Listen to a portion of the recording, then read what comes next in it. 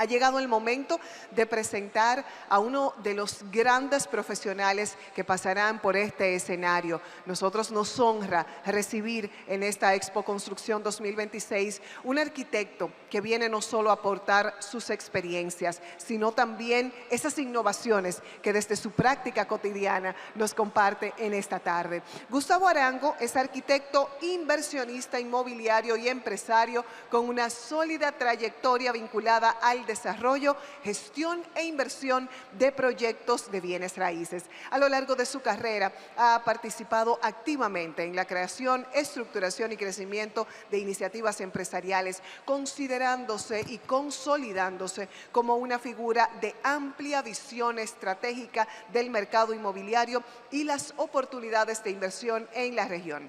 Además de su experiencia en el sector inmobiliario, es accionista de diversas compañías vinculadas tanto al ámbito de bienes raíces como al sector agropecuario, lo que ha permitido desarrollar una perspectiva integral sobre la generación de valor y la diversificación de inversiones y el desarrollo sostenible de proyectos productivos. Su liderazgo empresarial trasciende al ámbito local, siendo miembro activo de dos de las organizaciones más prestigiosas de liderazgo y emprendimiento a nivel mundial, la Young President Organizations y así como también la Enterprise Organization, espacios que reúnen destacados líderes empresariales y emprendedores de distintos países, promoviendo el intercambio de conocimiento, la innovación y las mejores prácticas de gestión. Su experiencia combinada con su visión técnica de la arquitectura, el conocimiento del mercado inmobiliario y la capacidad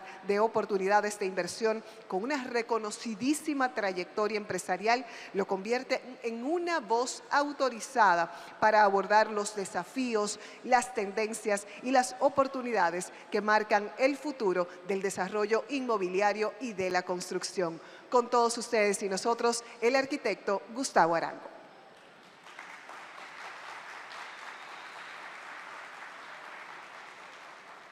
Bueno, muchísimas gracias. Es verdaderamente un honor estar aquí con ustedes hoy. Creo que si no me hubieran dicho que esta era la primera vez que hacían Expo RD, no me lo hubiera creído. De verdad que es impresionante lo que han logrado para que esto sea la primera vez y espero que me vuelvan a invitar para ver cómo va a ser la segunda vez. Así que si esta es la primera, tengo mucha expectativa. Quiero, antes de empezar, darle las gracias a Robin, Grupo Estrella. Quiero darle las gracias a Sandy, todo lo que han organizado, todo lo que están haciendo. Y quiero darle las gracias a Rimmel y a Mario por buscarme al aeropuerto. No, mentira. Yo creo que con eso ya podemos empezar.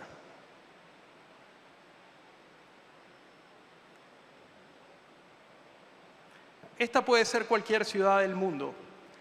Esto puede ser Sao Paulo, esto puede ser Hong Kong, esto puede ser cualquier ciudad industrializada hoy día.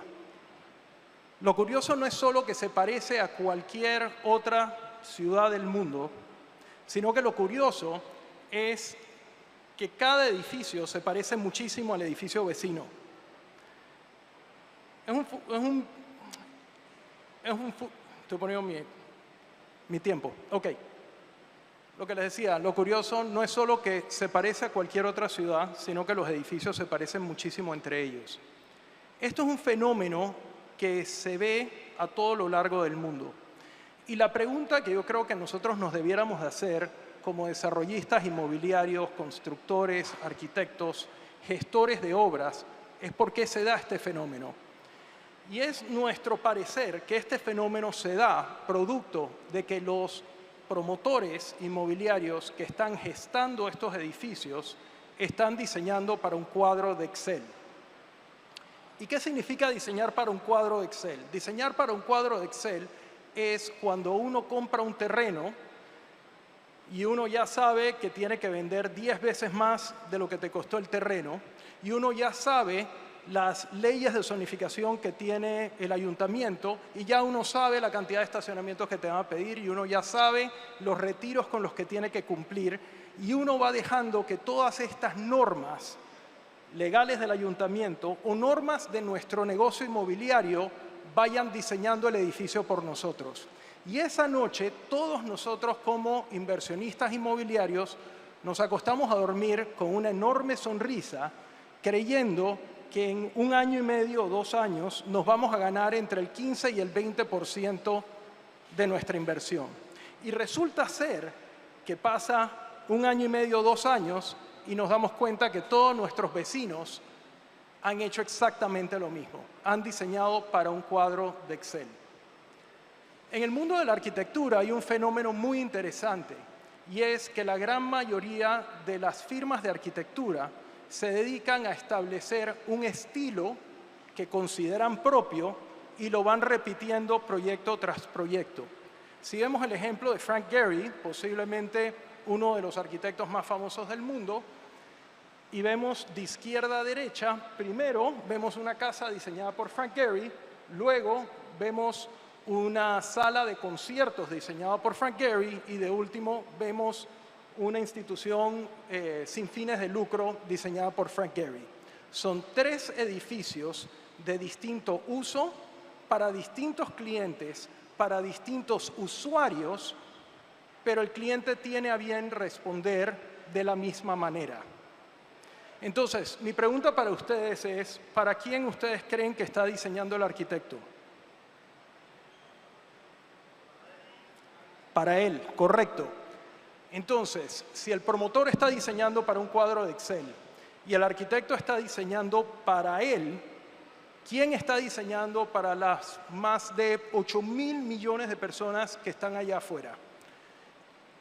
Son 8.000 millones de personas que tienen distintas necesidades, que tienen distintas estructuras familiares, que tienen distintas ambiciones, aspiraciones, y estamos diseñando para un cuadro de Excel y estamos diseñando para el ego de un arquitecto.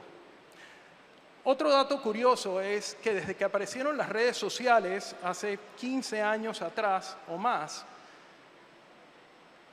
se han empezado a crear un montón de tribus de afinidad.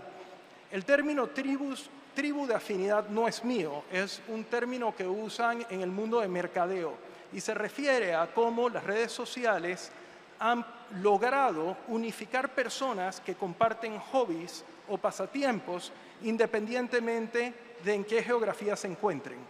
Así que, por ejemplo, si yo soy un aficionado al motociclismo, pero de las motos Harley Davidson de los años 80 y alguien en la audiencia también lo es y vive en República Dominicana, yo vivo en Panamá y tal vez alguien vive en Vietnam, vamos a empezar a conocernos a través de estas tribus de afinidad.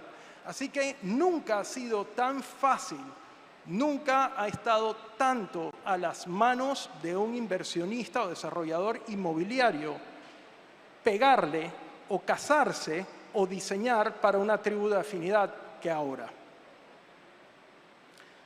Con esta pregunta de quién diseña para las 8.000 millones de personas y viendo que los promotores estaban desarrollando para cuadros de Excel y que los arquitectos estaban diseñando para sí, en base a eso decidí empezar mi propio negocio hace 26 años atrás. Antes de entrar en materia, les cuento una breve historia rápida. Yo estudié arquitectura en Estados Unidos, regresé a Panamá, trabajé 2 años para una firma de arquitectura allá y trabajando en Panamá me di cuenta, y trabajando para una firma de arquitectura, me di cuenta que lo que mueve la arquitectura son las bienes raíces. Ya la época de los Médicis y los papas comisionando catedrales ya se acabaron hace muchos años. Y me tomé a la tarea y me propuse que quería aprender de bienes raíces. ¿Por qué? Porque llegué a la conclusión que la única manera que uno puede ser, o bajo mi criterio, uno puede ser un arquitecto relevante es si uno entiende de bienes raíces. Entonces empecé a buscar programas y demás, buscar maestrías y encontré una maestría en la Universidad de Harvard y tuve la suerte de que me aceptaron y me fui 2 años a hacer una maestría de arquitectura en diseño urbano con una especialización en bienes raíces. Mitad de mis clases eran en la Facultad de Diseño de Arquitectura y la otra mitad era en la Facultad de Negocios. Y la idea era aprender cómo uno puede utilizar diseño para crear valor inmobiliario. No es diseño para hacer algo bonito o algo feo. Esos son temas totalmente subjetivos. Es diseño que pueda dar resultados, que se pueda medir y que pueda ser rentable y generar valor. Y con esa premisa empecé la oficina. Antes de empezar la oficina me puse como meta que al 5º año de haber empezado la firma, buscaría una propiedad que me pareciera interesante y buscaría algún nicho de mercado que nadie estuviese atendiendo y compraría la propiedad. No tenía un centavo en ese momento, recién había empezado la firma y todavía estaba pagando por la maestría, pero me puse eso como meta a sabiendas de que iba a tener que levantar un grupo de accionistas que no conocía y no tenía ningún arquitecto alrededor mío porque vengo de una familia de dentistas, pero me propuse que cualquier persona que fuese cliente de la firma en los primeros 5 años que considerara que pudiese ser un inversionista inmobiliario, lo invitaría a este negocio. ¿Por qué quería hacer eso? Porque el mundo está lleno de consultores que les van a decir a ustedes lo que ustedes deben hacer y ellos nunca lo harían si fueran sus ahorros, si fuera su capital y si el desvelo fuera de ellos. Y yo no quería ser uno de esos arquitectos o no quería tener una de esas firmas de arquitectura y quería poder entender lo que los americanos le llaman los pain points. Yo quería entender por lo que pasaba un cliente que estaba sentado del otro lado de la mesa cuando contrataban los servicios de arquitectura. Quería entender qué era un interino bancario, qué era un plano con errores, qué era un plano que no sale aprobado a tiempo y demás. Así que ya les hablaré de eso nuevamente. Ese ejercicio de invertir en una propiedad, armar un grupo de accionistas, salir a la venta, sacrificar capital, que lo hacen ustedes todos los días, lo he hecho 6 veces a través de estos 26 años. Algunos de los proyectos que van a ver ahora nacieron de ahí o son esos proyectos. Otros son proyectos que sencillamente le hemos diseñado a través de estos 26 años a clientes. Antes de entrar a materia, y les decía que el norte de la firma y a la que nos hemos especializado es usar diseño para generar valor inmobiliario. Eso suena muy bonito y suena catchy y suena llamativo, pero la primera pregunta es ¿cómo lo hacen? Y eso es lo que vamos a ver hoy a través de la presentación. Les hemos traído 4 casos de estudio, 4 distintos proyectos de distintas tipologías y les vamos a explicar paso por paso cómo hemos hecho eso. Pero antes de eso, les voy a adelantar que la fórmula está ahí en la pantalla. Eso que dice Human Disruptive Architecture son las 3 etapas por las cuales pasa todo proyecto en la firma.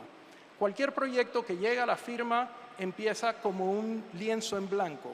Empieza de cero, sin una idea preconcebida, sin un estilo preconcebido, pero permitiendo que cada proyecto, con sus retos, con sus problemas y con sus aspiraciones, pueda ser entendido de a cero. El próximo paso es, y el más importante de todos, es empezar definiendo para quién vamos a estar diseñando. Muchas veces uno concibe edificios, los construye y los entrega y luego sale a venderlos y sale a buscar quién los compra. Nosotros trabajamos al revés. Empezamos primero pensando en quién va a ser el usuario final del edificio o del proyecto, ese es el human, y una vez que entendemos las necesidades de ese human, entonces utilizamos nuestra creatividad como arquitectos, como ingenieros, como analistas inmobiliarios y generamos una idea disruptiva de diseño que le aporte valor a ese human. Y ya el producto final es lo que dice architecture. Así que empecemos. Esta era una imagen de Google Earth y en la oficina la pasaron por la IA y yo creo que se nos fue un poco la mano porque parece más el mar de ustedes que el mar nuestro del Pacífico panameño. Así que les pido disculpas porque se ve demasiado bonito ese mar. Pero bueno, está supuesto a ser el Pacífico de Panamá. El rectángulo que ven en amarillo es una propiedad que nos trajo un cliente hace 8 años atrás. Para los que conocen Panamá, hace 8 años atrás se había terminado un boom inmobiliario de 12 años. Por 12 años tuvimos un boom inmobiliario y ya quedaba tan solo la resaca de ese boom inmobiliario. Quedaban en el mercado, quedaban 12.000 apartamentos que nadie estaba comprando. Eran 12.000 apartamentos en donde los promotores estaban corriendo de los bancos y estaban quemando literalmente los apartamentos en $1.400 el metro cuadrado, que era casi el valor de construcción de ese apartamento.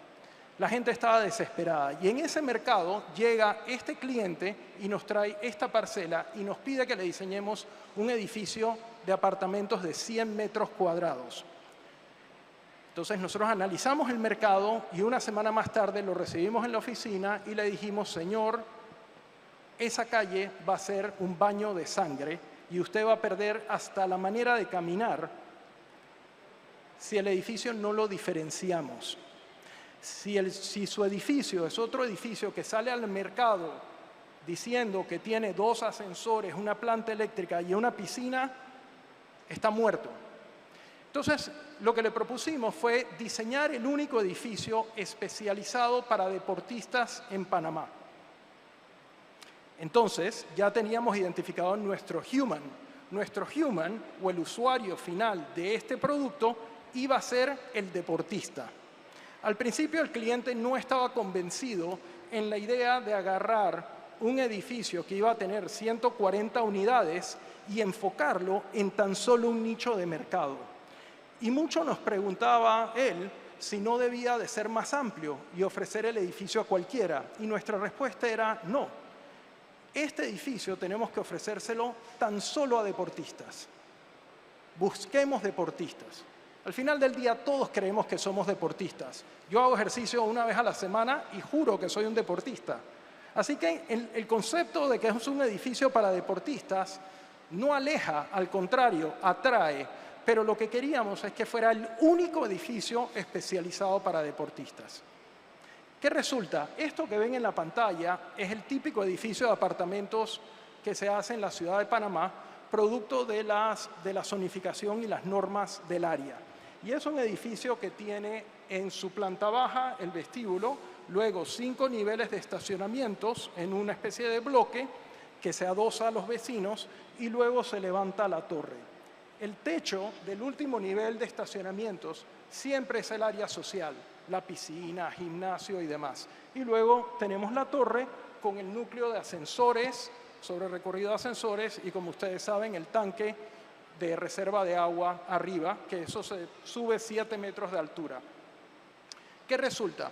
Si nosotros agarramos este diseño o este prototipo y pretendíamos quedarnos con este prototipo y decir que este edificio era especializado para deportistas, entonces lo que íbamos a quedar era que íbamos a tal vez hacer una piscina un poco más atractiva o lo que sea y demás, pero no íbamos a romper, no íbamos a ser disruptivos, que era lo que necesitábamos.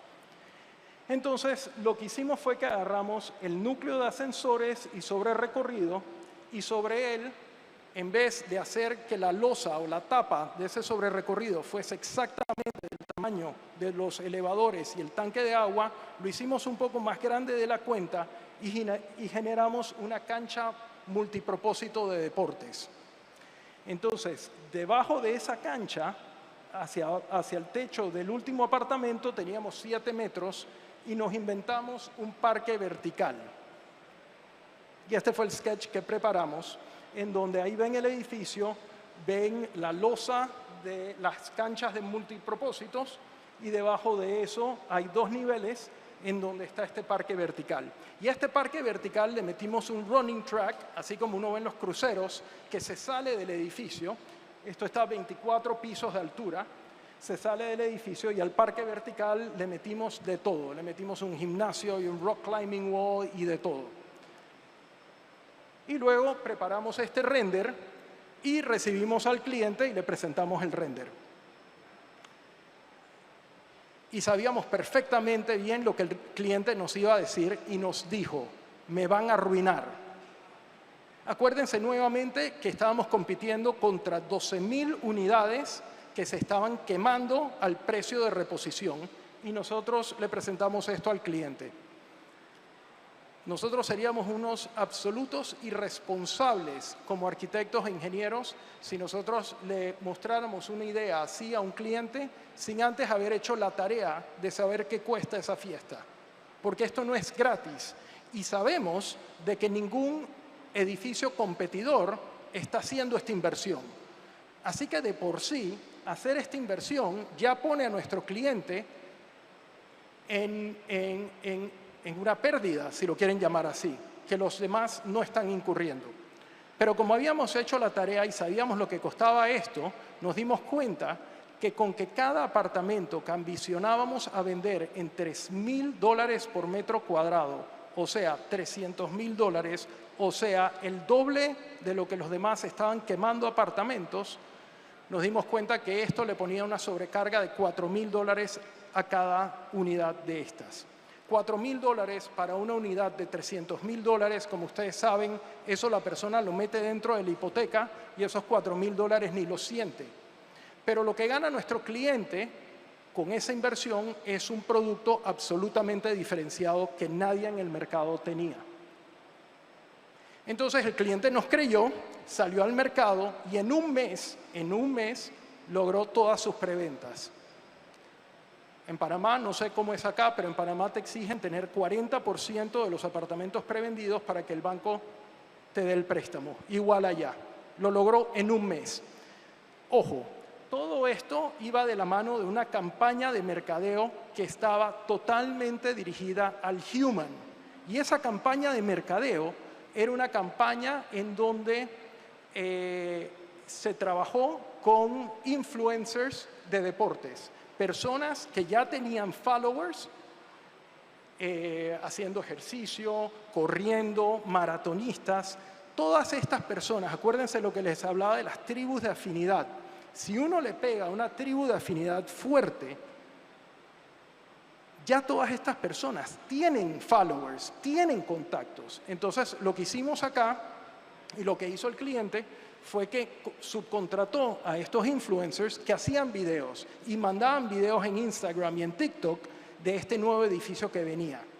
Entonces se empezó a crear toda esta ola, no usando métodos tradicionales de mercadeo inmobiliario. Les estoy hablando hace 8 años atrás. Algunas de estas cosas tal vez suenan más comunes hoy día, pero en ese entonces no lo eran.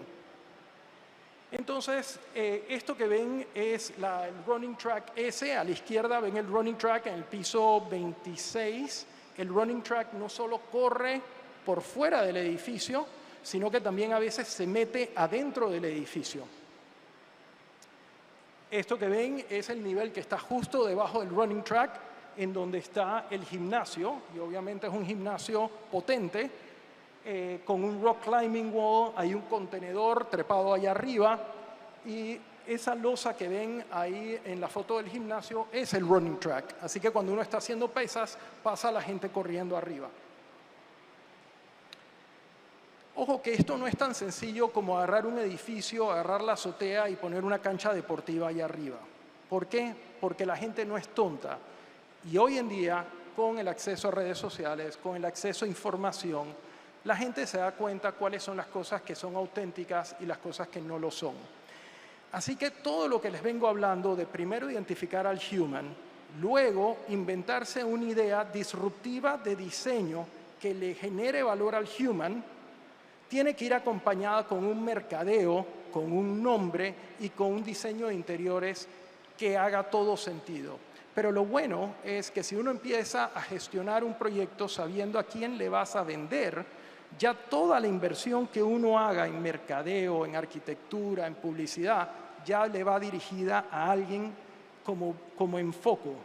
Entonces, al edificio le llamamos Victory, porque queríamos un nombre aspiracional, y todos los interiores del proyecto tienen ese look como industrial, concreto visto, acero, y los interiores del apartamento modelo, todas las telas las basamos en zapatillas, en ropa de hacer ejercicio y demás. Este es el producto final, y esto sí es una foto, esto no es guía, del edificio hoy día. ¿Qué resulta? Que el cliente no solo logra su preventa, empieza a construir, sino que luego nos llama y nos dice, acabo de comprar un terreno a 2 terrenos de distancia, quiero que me hagan otro igualito. Y nuestra respuesta fue, no podemos hacer otro edificio igualito, porque si hacemos otro edificio igualito, el primero va a perder autenticidad.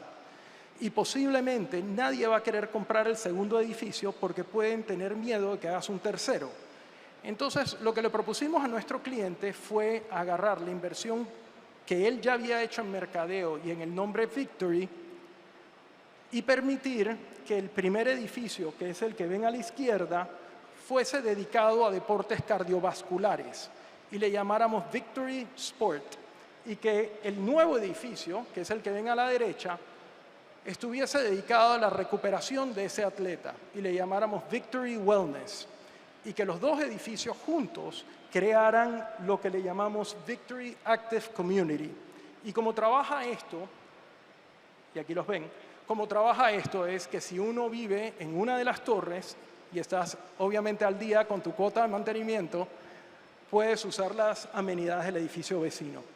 Y el edificio vecino, Wellness, es un edificio cuyas amenidades tienen que ver con hidroterapia, con un spa, con todo aquello que tiene que ver con la recuperación de aquel atleta. Gracias a Dios, los dos edificios no solo se vendieron en su integridad, empezaron a venderse en los $3,000 el metro y terminaron vendiéndose en 3,400. Y lo más importante es que cuando llegaba un consumidor a comprar en ese edificio, no podía voltearse y compararlo con uno de la competencia, porque nadie tenía un edificio especializado para deportistas.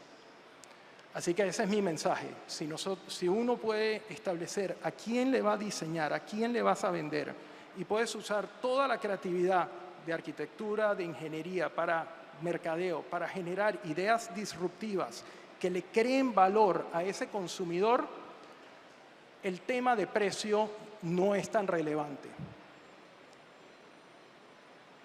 Y estos son los deportistas felices. Bien, gracias.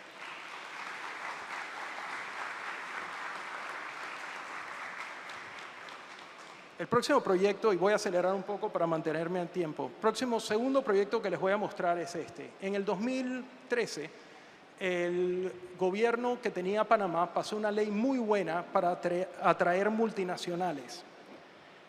Entonces, en ese momento decidí que quería comprar una propiedad y desarrollar un edificio para multinacionales. Entonces hablé con 3 socios y compramos esa propiedad que está ahí donde está el punto amarillo. Y es una propiedad que se sienta entre la ciudad de Panamá, que ven a la izquierda, y el aeropuerto de Tocumen, que seguro muchos conocen. Entonces compramos esa propiedad que está ahí. Y es una propiedad... Y es una propiedad que se encuentra justo del otro lado de la autopista que te lleva del aeropuerto internacional a la ciudad de Panamá, y tiene una condición muy peculiar, y es que hacia el sur tiene la vista de este residencial espectacular, que es el residencial más costoso en Panamá, se llama Santa María, con una cancha de golf, lagos y demás, pero hacia el norte ve hacia un parque industrial, porque verdaderamente el proyecto está en un parque industrial. Entonces, como ya habíamos identificado, como ya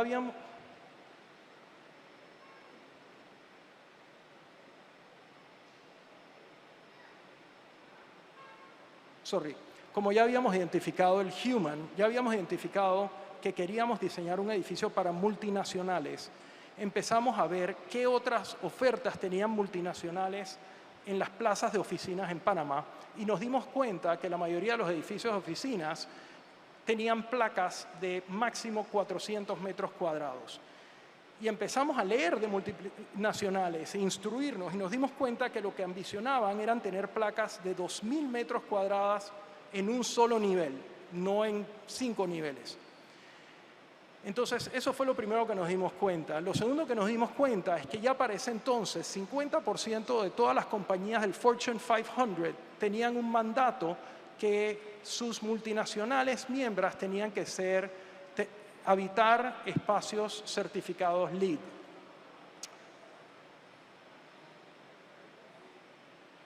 Entonces empezamos a diseñar. La mancha que ven en la izquierda representa el resort este que les digo, lindísimo, con la cancha de golf y los lagos y demás. Y hacia la derecha estaría el parque industrial. El típico edificio de oficinas en Panamá es algo parecido a esto, en donde se colocan 4 o 5 niveles de estacionamientos abajo y se colocan todas las oficinas arriba. ¿Qué resulta? Como esta propiedad es tan profunda, si uno hiciera esto, saldrían losas de oficinas de 6.000 metros cuadrados. Y una losa de 6.000 metros cuadrados, subdividirla a 3 losas de 2.000 metros cuadrados es muy complicado. Y lo más seguro es que 50% de esa losa de oficinas iba a estar viendo hacia el resort este, y uno como promotor iba a poder cobrar $3.200 el metro por esa vista, y el resto, o el 50% del resto de la placa de oficinas, iba a ver hacia el parque industrial y uno iba a terminar teniendo que cobrar $1.600 por metro cuadrado. Así que uno como promotor te iba a costar el mismo metro cuadrado, pero 50% del edificio lo ibas a vender a 50% debajo de la otra mitad. Entonces, en ese momento se nos ocurrió agarrar el típico edificio de oficinas que tiene las oficinas arriba, los estacionamientos abajo, y voltearlo. Y al voltearlo colocamos todas las oficinas, los 2.000 metros cuadrados de oficinas, viendo hacia el resort, y todos los metros cuadrados de estacionamientos hacia el parque industrial. Y este es el edificio. Entonces, con esto logramos que 100% de todos los metros cuadrados de las multinacionales se pudieran y se vendieron en $3.200 el metro. Y lo otro que ganamos fue que teníamos el único edificio en ese momento con oficinas que tenían sus estacionamientos a nivel. Esto que está aquí es un atrio que colocamos entre el volumen de estacionamientos y el volumen de oficinas. El edificio lo certificamos LEED, creamos un roof terrace arriba con un gimnasio, cafetería y demás para todos los usuarios, y logramos vender el edificio al precio más alto por metro cuadrado, y hoy en día el edificio alberga 7 multinacionales y está 100% ocupado. Ahí ven el edificio en el fondo. Y esta es la vista de una de esas oficinas. El próximo proyecto que les voy a mostrar es este. En esta propiedad tuvimos un caso muy curioso, y es que nuestro cliente compró este terreno, pagó mucho dinero por este terreno, y como ustedes saben, uno como promotor no compra un terreno y uno no pone el dinero para comprar un terreno hasta tanto no haya tirado sus números de qué puede generarle esa inversión. Este cliente tenía pensado sobre esta parcela edificar y vender 9.000 metros cuadrados de apartamentos. Pero de la noche a la mañana hubo un cambio de zonificación, y por una ley que pasó el ayuntamiento de la ciudad, se creó un techo de tan solo 20 pisos de alto sobre esa parcela. Y lo que impactó a eso a nuestro cliente es que ya no podía vender, no podía desarrollar 9.000 metros cuadrados de apartamentos, tan solo podía desarrollar 6.000. La tierra habiéndole costado lo que le costó creyendo que iba a vender 9.000.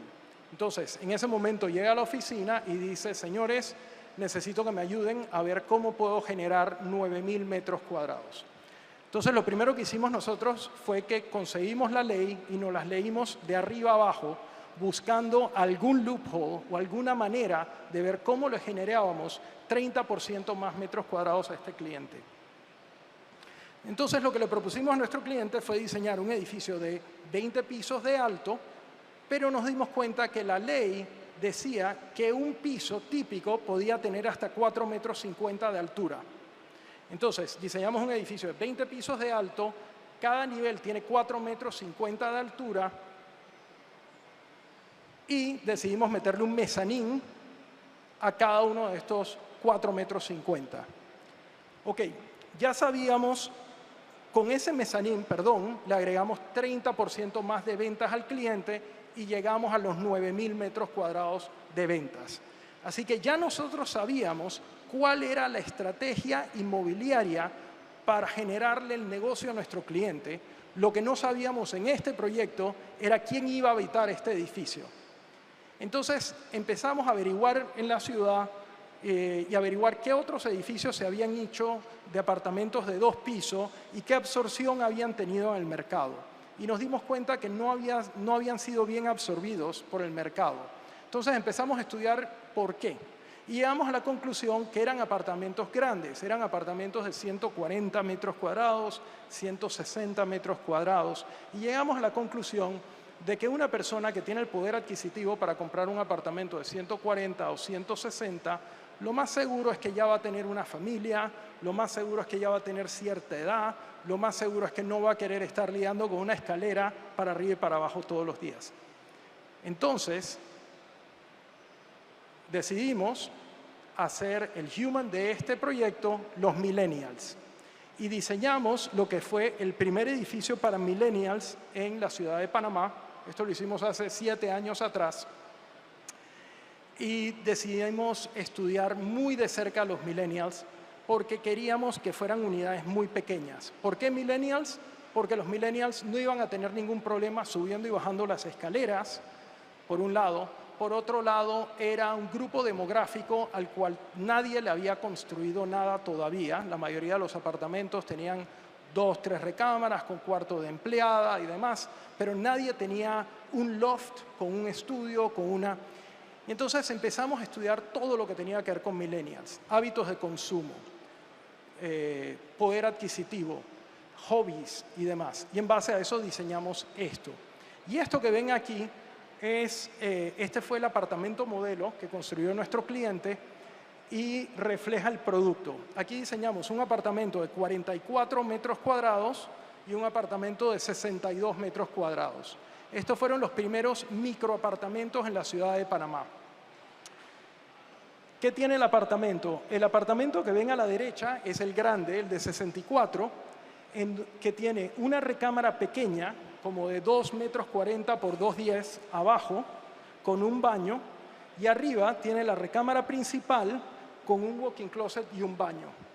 Y todo el espacio central que ven ahí es una doble altura que tiene 4,50 metros por 4 metros de sala por 4,50 metros. Nuestro cliente se preocupó un poco de salir al mercado y ofrecer una unidad de 44 metros cuadrados, porque su preocupación es que la gente iba a decir, esto es una ratonera. O sea, la gente iba a decir, esto es muy chico.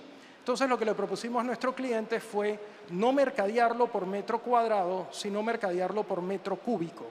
Así que en la primera publicidad de este proyecto no se hablaba de 44 metros cuadrados, se hablaba de 207 metros cúbicos. ¿Y cómo apuntalábamos esa idea? Bueno, arriba de la cocina todo eso es storage y arriba cuando uno va subiendo la escalera, ahí hay unos ganchos donde uno puede colgar la bicicleta y debajo de la escalera está el escritorio. Entonces la idea es que uno compra todo el volumen. Estos son algunos renders del edificio. Todo el paquete de amenidades era consciente de que las unidades eran muy pequeñas. Y cuando uno hace un proyecto de unidades muy compactas, es muy importante que uno invierta mucho en las áreas comunes. Y llegamos a la conclusión de que los millennials iban a valorar mucho un community kitchen en donde 2 veces a la semana llega un chef y cocina para todos los residentes del edificio que quieran participar. Colocamos un área de spa, colocamos un área de yoga y más importante, colocamos un centro de video para contenido de YouTube, de tal manera que ahí pueden entrar los residentes y generar su propio contenido y demás. El proyecto salió al mercado y en etapa de preventa logró vender 170 apartamentos en 19 horas. Y esto lo hizo vendiendo a $4,300 por metro cuadrado. ¿Por qué? Porque no había un comparativo. ¿Por qué? Porque una pareja profesional joven que empezaba a trabajar que quería vivir en el centro de la ciudad no lograba conseguir una vivienda por menos de $200,000, que es mucha plata, pero no consideraban, y esta era su única opción.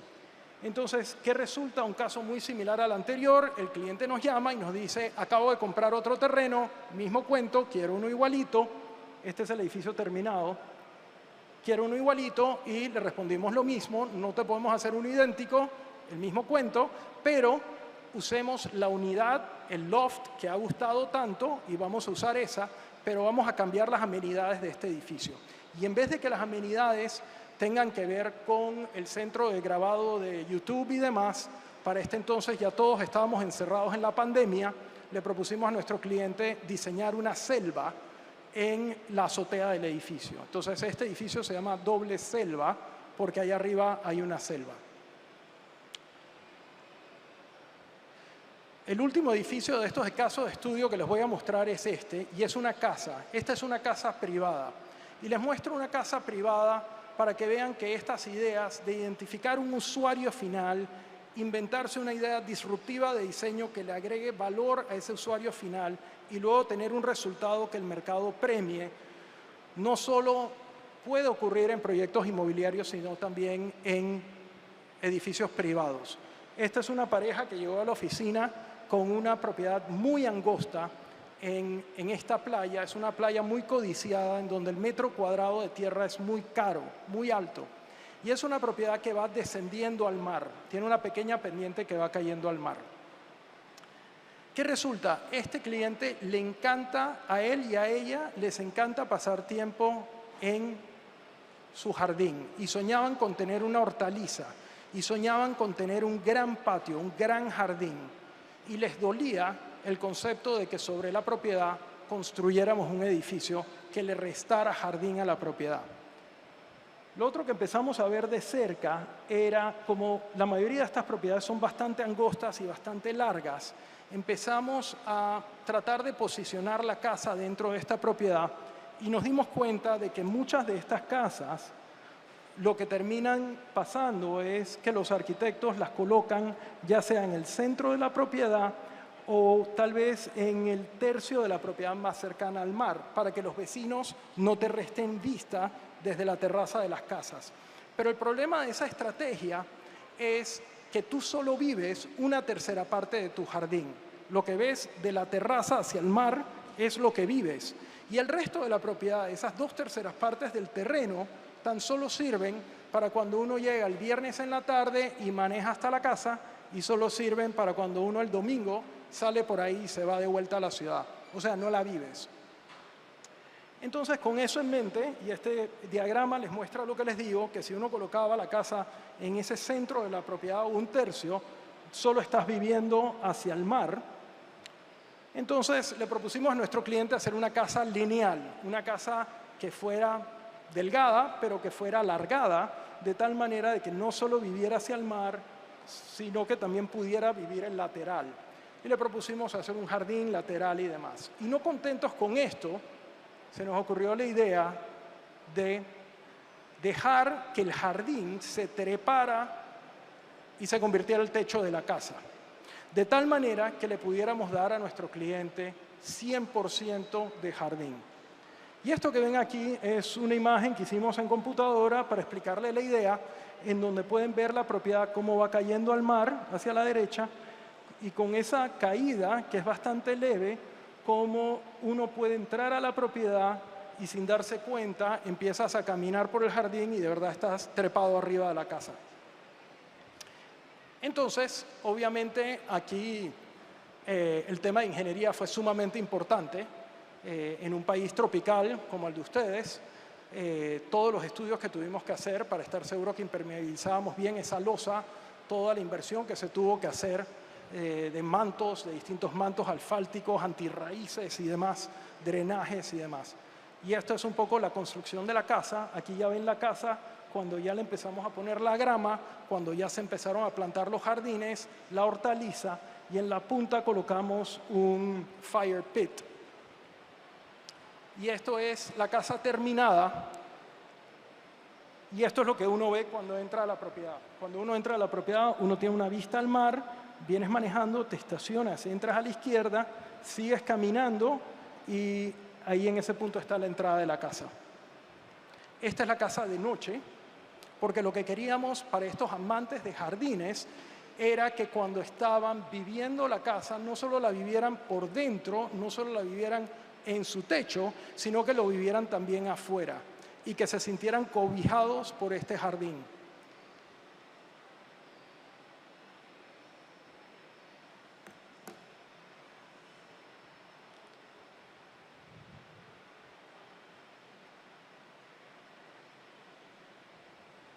La casa es la única casa en toda la urbanización que se usa sin aire acondicionado y con abanicos, es muy fresca y la señora literalmente sube al techo y busca los tomatos cherry, y busca el orégano y la albahaca y demás. Les he compartido 4 edificios que tienen 4 distintos usos, en donde ninguno de los 4 nacieron con una agenda preconcebida de un estilo arquitectónico.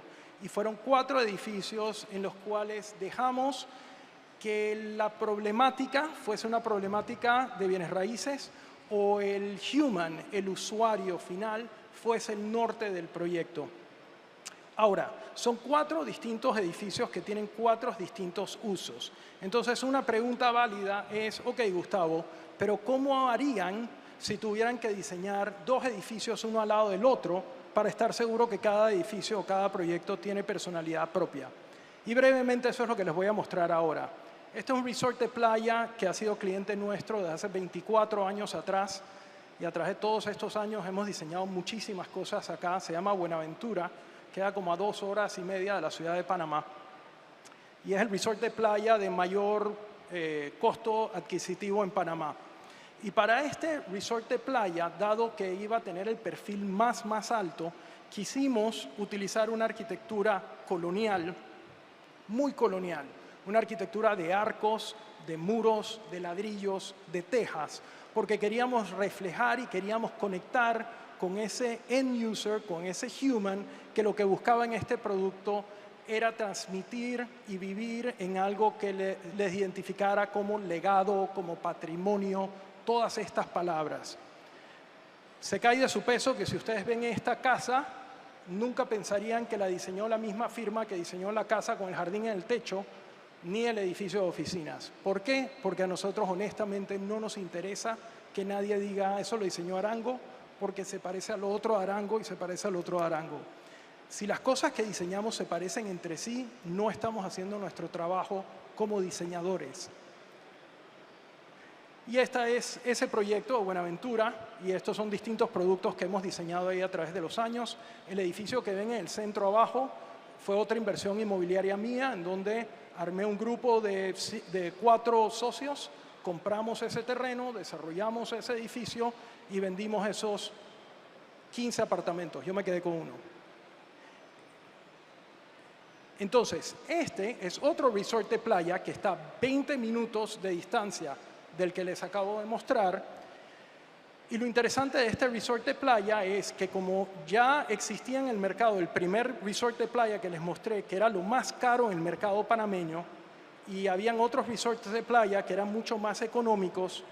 ¿Se acuerdan cuando les dije que me había puesto de meta que al 5º año de empezar la firma iba a buscar un terreno, iba a armar un grupo de accionistas, iba a comprar un terreno y desarrollar algo? Bueno, eso es lo que desarrollamos. Tal vez el terreno que compré fue un poco más grande de lo que debía como primer proyecto.